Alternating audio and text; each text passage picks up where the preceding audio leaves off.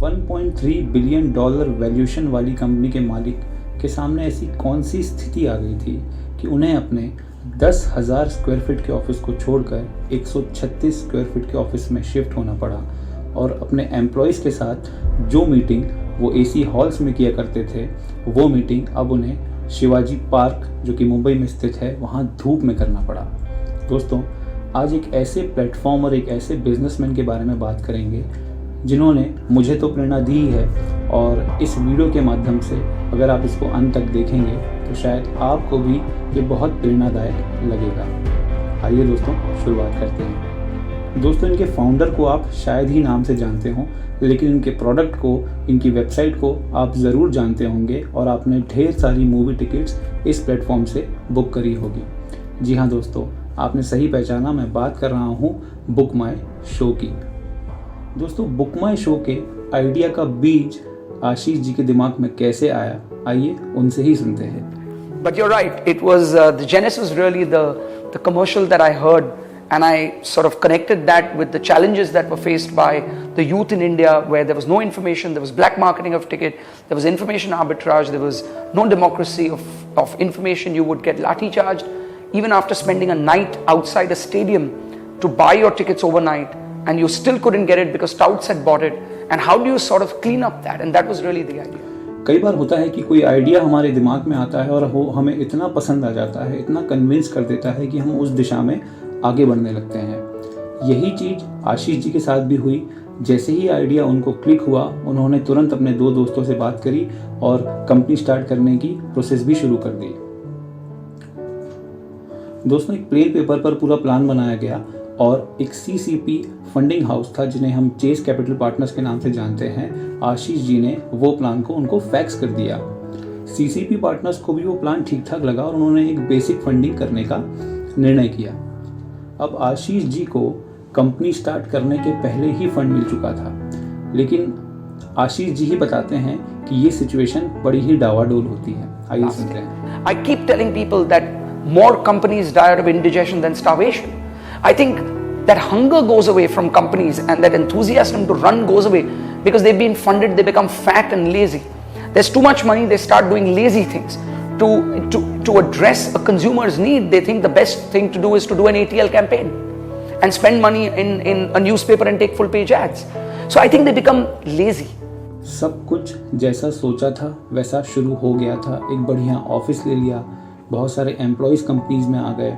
जिस तरीके से जो वो बिज़नेस करना चाहते थे, टिकट सेलिंग का, वो बिज़नेस स्टार्ट भी हो गया। लेकिन उनका जो सपना था वो ऑनलाइन पोर्टल पे टिकट सेलिंग का था। लेकिन धीरे धीरे फ़ोन कॉल्स के थ्रू ही टिकट बिकने लगे और धीरे धीरे वो ऑनलाइन पोर्टल ना बन के एक BPO बन गया, जो कि आशीष जी कभी नहीं चाहते थे। और ये बिज़नेस मॉडल टिकट सेलिंग जो कि ऑनलाइन प्लान की गई थी, अब एक लॉजिस्टिक नाइटमेयर बनते जा रहा था कि लोग टिकट खरीदते थे बुक माई शो से, बुक माई शो का सेल्स पर्सन टिकट कलेक्ट करता था थिएटर से जाके और होम डिलीवरी करता था। तो अपने आप में एक लॉजिस्टिकल नाइटमेयर बनते जा रहा था। 2008 में वैश्विक मंदी आई, उसका असर बुक माई शो पर भी बराबर रूप से पड़ा। एंटरटेनमेंट इंडस्ट्री काफ़ी नीचे आ चुकी थी, जिसका पूरा असर बुक माई शो पर दिखने लगा। उनके रेवेन्यूज़ नीचे आने लगे, उनके एम्प्लॉयज़ खाली बैठने लगे, उनकी कॉस्ट पाइलअप होने लगी और धीरे धीरे वो लॉसेस में जाने लगे। 2008 के बाद जितने भी फंड हाउसेस जो कि अग्रेसिव फंडिंग किया करते थे वो अब एग्जिट मोड में चले गए और कहीं ना कहीं उन्होंने बुक माई शो पर भी प्रेशर बनाया कि हमारा फंड आप वापस दे लीजिए, आप शेयर अपने खरीद लीजिए।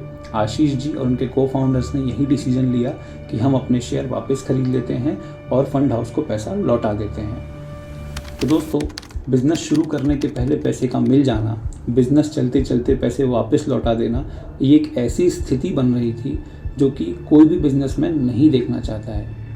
कॉस्ट कटिंग के चलते आशीष जी ने और टीम ने फैसला किया कि अब हम 5000 स्क्वायर फीट के ऑफिस से छोटे ऑफिस में शिफ्ट हो जाते हैं और उन्होंने मात्र 136 स्क्वायर फीट का ऑफिस लिया और उसमें शिफ्ट हो गए।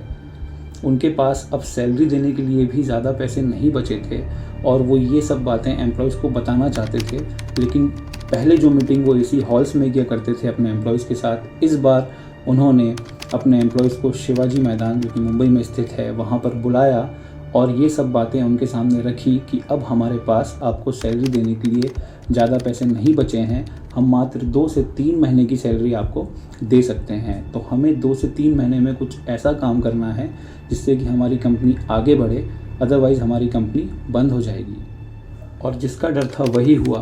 150 लोगों की टीम के बाद उनके पास मात्र आज 6 लोग बचे थे, जिसमें कि 3 केवल को-फाउंडर्स थे। आशीष जी और टीम ने फैसला किया कि क्यों ना एक छोटा सा ब्रेक लिया जाए और अपने प्रोडक्ट को इंडियन सेंटीमेंट्स, इंडियन मार्केट के साथ रीइन्वेंट किया जाए और फिर से उसको लॉन्च किया जाए।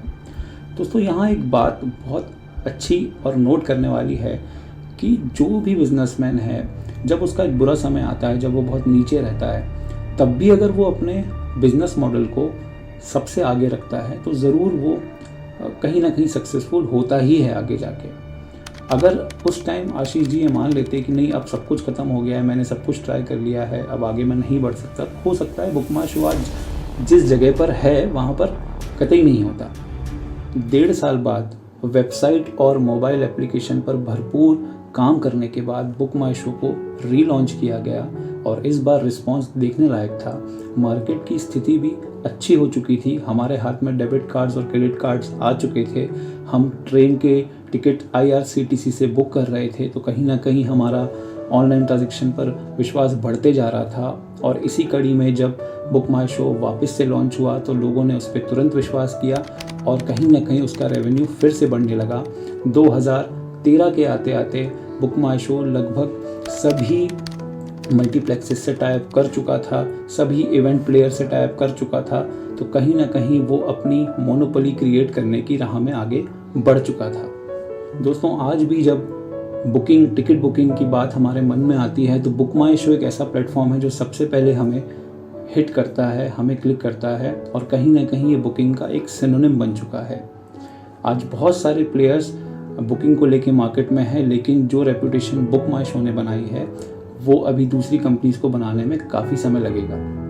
बिजनेस को बंद होते देखने के बाद भी आशीष जी ने अपने बिजनेस मॉडल पे पूरा विश्वास दिखाया और इसी के तहत आज रिलायंस एंटरटेनमेंट सबसे बड़ा शेयर होल्डर है बुक माई शो का, और जो पेटीएम के इन्वेस्टर्स हैं वो ही बुक माई शो के इन्वेस्टर्स भी हैं जिन्होंने बुक माई शो पर पूरा भरोसा दिखाया है। जब फाउंडर अपने बिजनेस पर भरोसा दिखाता है तो फिर वो इन्वेस्टर हो या फिर वो कंज्यूमर हो, ज़रूर उस पर भरोसा दिखाते हैं। तो दोस्तों, मैं फिर से दोहराता हूँ, जो 3 प्रेरणा हमें इस आशीष जी और बुक माई शो की जर्नी से मिलती है कि अगर हम जैसा बिजनेस सोचते हैं, हम जैसा मॉडल सोचते हैं, ज़रूरी नहीं है वो वैसा ही आकार ले, वो वैसे ही स्टार्ट हो सकता है वो आगे जाके वैसा बने, तो हमें उस पर निरंतर काम करते रहना है। दूसरी बात यह है कि जब हमें लगता है कि हम फेल हो रहे हैं, ज़रूरी नहीं है वो ही एंड पॉइंट है, हो सकता है हमें कुछ रीइन्वेंट, हमें कुछ रीबिल्ड करने की ज़रूरत है और फिर हमारी गाड़ी शायद आगे चलने लगे। और तीसरी बात यह है कि एज अ फाउंडर अगर आप कोई बिज़नेस कर रहे हैं या कोई बिज़नेस स्टार्ट करना चाहते हैं तो सबसे पहले उस बिज़नेस पर विश्वास रखें, उस रिसर्च पर, उस विजन पर विश्वास रखें, तो एक न एक दिन आप ज़रूर सक्सेसफुल बनेंगे। तो दोस्तों, आशा करता हूँ कि ये कहानी आप लोगों को आशीष जी की और बुक माई शो की पसंद आई होगी और कुछ प्रेरणा आपको ज़रूर मिली होगी। ऐसे ही कुछ सक्सेस और स्ट्रगल स्टोरीज़ के साथ आपसे फिर मुलाकात होगी।